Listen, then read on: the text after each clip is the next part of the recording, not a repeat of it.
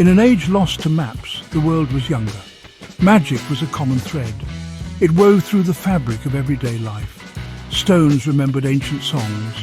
Trees whispered secrets to the wind. In this realm of shadowed wonders and fading gods, objects of power were sought, they were fought for. They were hoarded with jealous care. Some promised strength, others offered dominion over mortal men. Few were as strange or as coveted as the Philatelist head. It was a relic of peculiar obsession, a vessel of improbable knowledge. They said it was the severed head of the first collector, a being who had lived when the world was new. He had gathered not gold, nor jewels, nor kingdoms.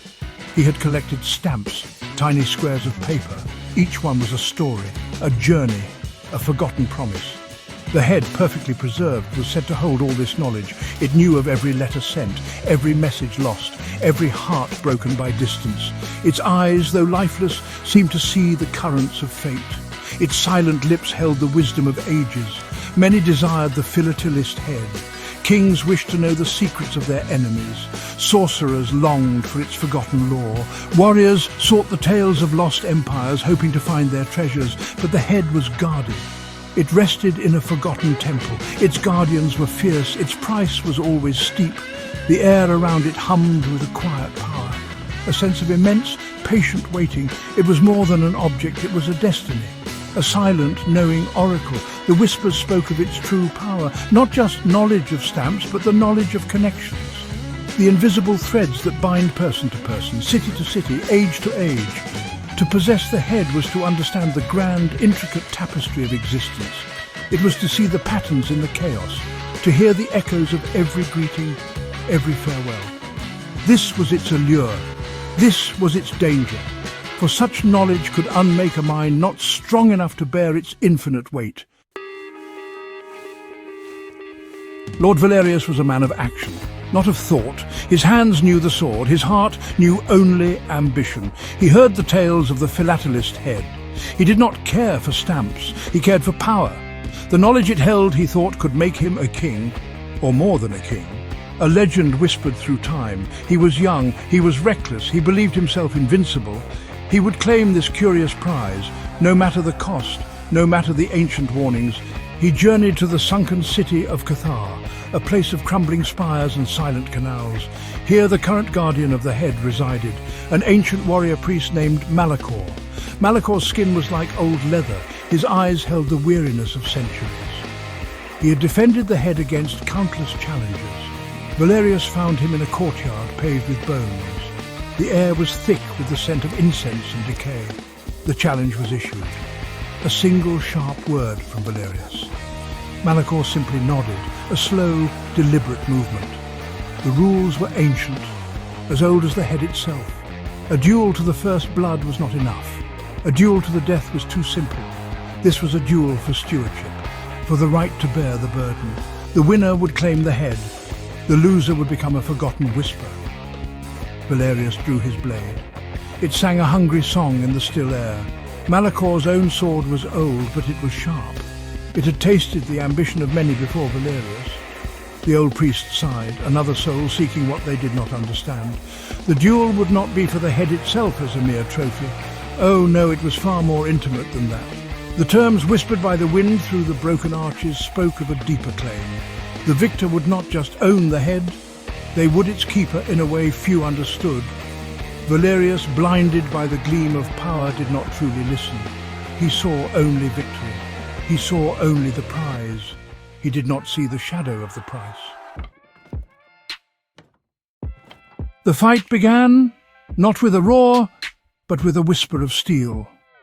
Valerius was fast. His youth was afire. He moved like a striking viper, his sword a blur of silver light. Malachor was slow, deliberate. Each movement was a lifetime of practice. He parried, he blocked, he conserved his ancient strength. He knew the dance of death. He had led it many times before. The courtyard dust rose around their feet, disturbed from its long slumber. It swirled like tiny ghosts. Valerius pressed his attack. He was relentless. He sought a swift victory. He saw an opening, a flicker of hesitation in Malachor's defense. He lunged, his blade aimed for the heart. But Malachor was not a simple warrior, he was a guardian. He moved with a sudden, surprising grace. A sidestep, Valerius's momentum carried him too far, exposed his flank. Malachor's ancient sword, seemingly too slow, found its mark, not a killing blow, but a telling one. A deep cut along Valerius's arm, blood welled. Red against the grey stone, Valerius grunted, surprised by the old man's skill, angered by his own mistake. He fought with renewed fury, but the fury was wild, uncontrolled. Malachor remained calm. A still point in the storm of Valerius's rage. He guided the young warrior, led him deeper into the dance. The sun climbed higher, casting harsh shadows. The silence of Cathar pressed in around them, broken only by the ring of steel and the harsh sound of breathing. Then, the unthinkable. Valerius, desperate, overreached. A wild, sweeping blow. Malachor ducked beneath it. His own sword flashed upwards, not at Valerius's body, but at his neck. A flicker, a terrible wet sound. Valerius stumbled, his eyes wide with shock. His sword clattered to the ground. He reached for his throat, but his head was no longer his. It rolled upon the dusty stones. Silence descended, utter and complete. Malachor had won, but the head had claimed another. Malachor sighed, a sound like dry leaves skittering across stone. He was weary. He had not sought this victory. He had only fulfilled his duty. He looked at Valerius's fallen body, then at the severed head, and then at the Philatelist head. It rested on its plinth nearby. Its glass eyes seemed to gleam with a faint, knowing light. The ancient pact had to be honored. The price of the duel was absolute. The exchange was now due. A terrible binding magic. The old priest began a chant, words of power, words of binding, words that stitched fate together. He carefully lifted the Philatelist head. It felt cool in his ancient hands, heavy with forgotten stories. He approached Valerius's headless form. The body still twitched, a grotesque parody of life. The air grew cold. The light in the courtyard seemed to dim. Shadows deepened, lengthened, reaching out like grasping fingers. The ritual was ancient, unforgiving. It demanded its due. With a final resonant word, Malachor placed the Philatelist head upon Valerius's neck. There was a sickening sound, a melding of old flesh and new, of dead knowledge and dying ambition. Dark energies flared, swirling around the unholy union. Valerius's body convulsed, then it stilled.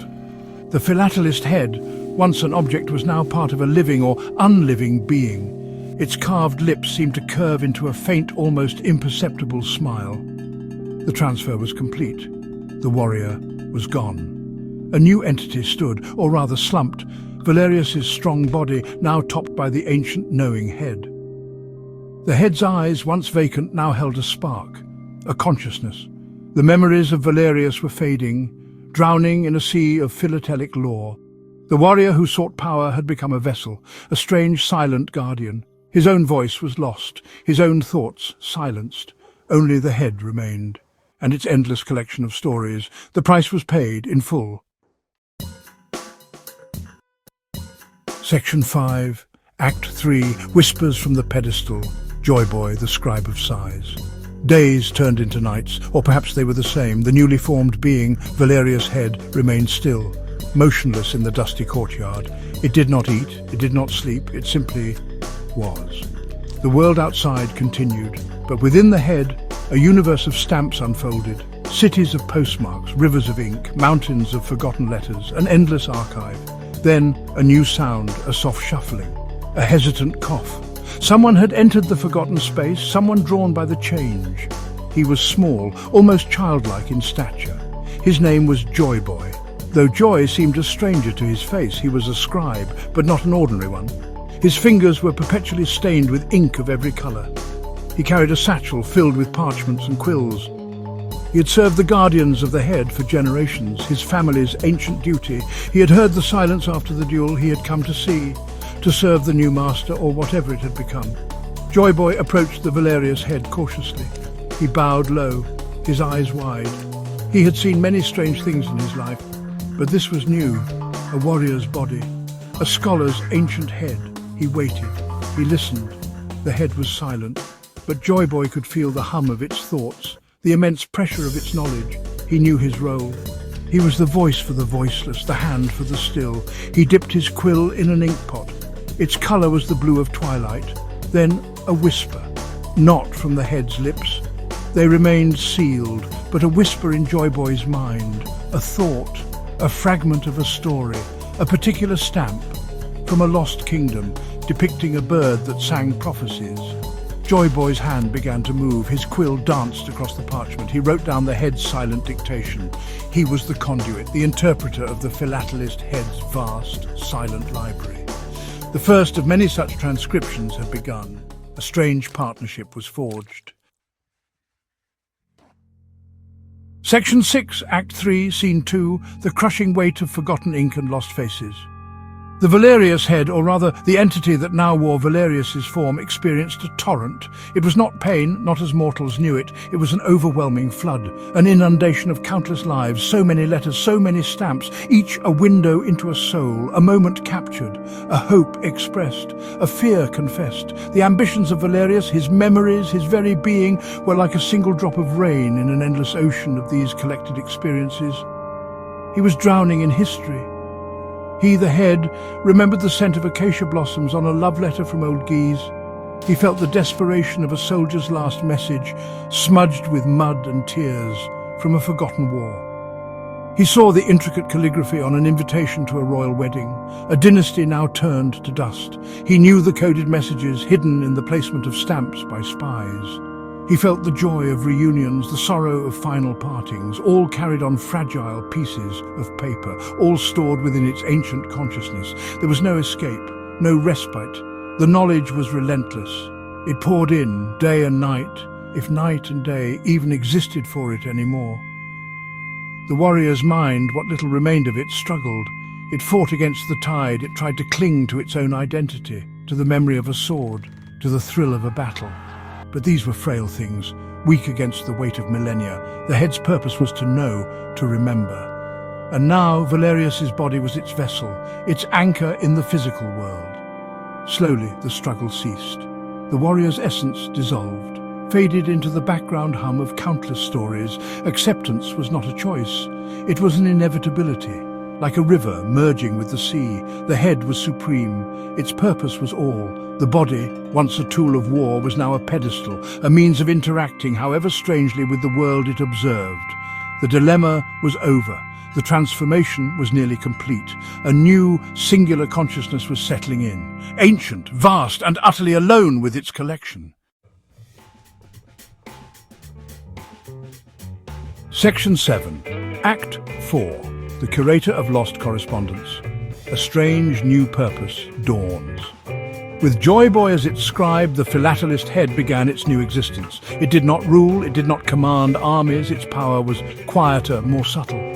People began to hear of the strange oracle in Cathar, the headless warrior with the ancient knowing head. They came with questions, not about war or riches, but about lost things, a missing love letter, the fate of a message sent long ago, the meaning behind a cryptic stamp found in an old chest.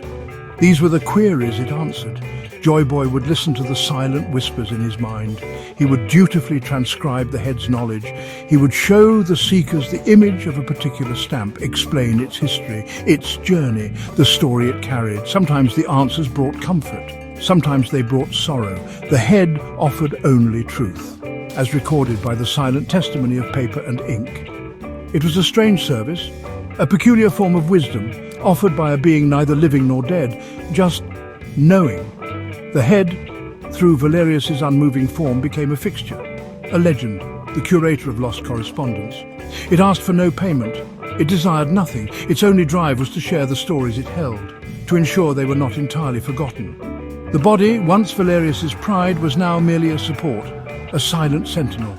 Its strength was now used to bear the weight of the head and the heavier weight of its infinite knowledge. A strange peace settled over the courtyard, the peace of an archive. It learned, or rather it, a new kind of satisfaction.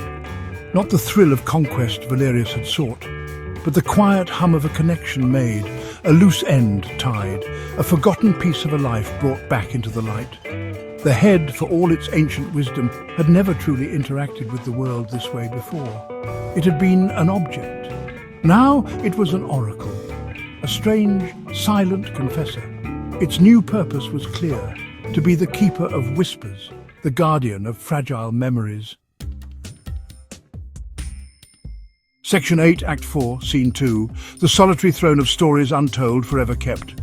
Yet, for all the seekers who came, the Philatelist head was profoundly alone. It knew millions of lives. It held their joys, their sorrows, their deepest secrets. But it could not share its own. It could not speak of the warrior it once was, even if it fully remembered him. It could not express the weariness of ages or the quiet wonder of a perfectly preserved postmark. Joyboy transcribed its knowledge, but he could not understand its essence, its being.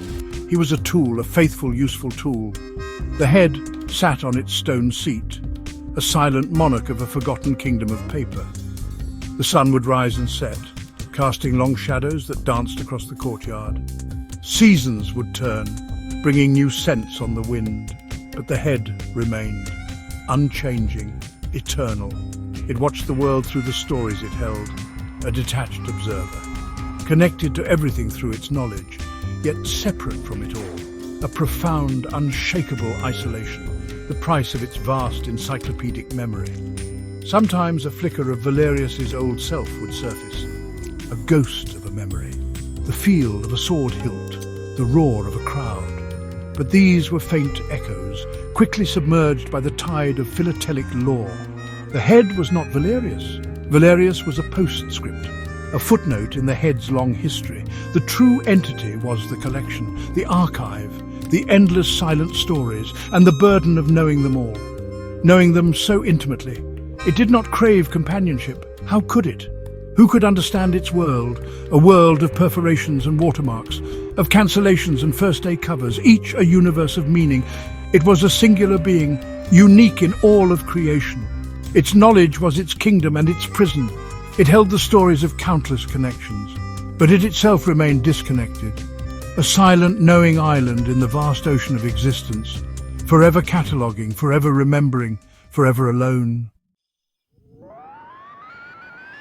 Section 9, Epilogue. The Last Post, a fading stamp on the edge of forever. Years bled into decades, decades into centuries. Joyboy's descendants served the head, each generation smaller, quieter, more attuned to the silent whispers. The world outside changed, empires rose and fell, cities crumbled and were rebuilt, new stamps were printed, new letters sent. The head absorbed it all, its knowledge grew ever vaster, ever more complete. It became less a feature of Cathar and more a part of the landscape itself, like an ancient, knowing mountain. The seekers still came, though their clothes were different, their languages altered by time. Their concerns, remarkably, remained the same. Lost loves, forgotten messages, the need to connect. The head, through its scribes, continued to provide its answers, its wisdom. It was a constant in a world of relentless change, a silent testament to the enduring power of human connection. And the stories that bind us, even across the gulf of time, it was a timeless, tireless archivist. There was a quiet resignation in its being. No more struggle, no more regret for a life Valerius might have lived. There was only the collection and the duty to preserve it, to share it. The head was a library. Its pages were the lives of others. It had become what it always was meant to be, a vessel, a keeper. Its transformation was absolute. It was the Philatelist head, and the Philatelist head was it, a singular, eternal consciousness devoted to the smallest, most intimate records of existence. One day, perhaps, the last letter will be sent, the last stamp printed, the last story told.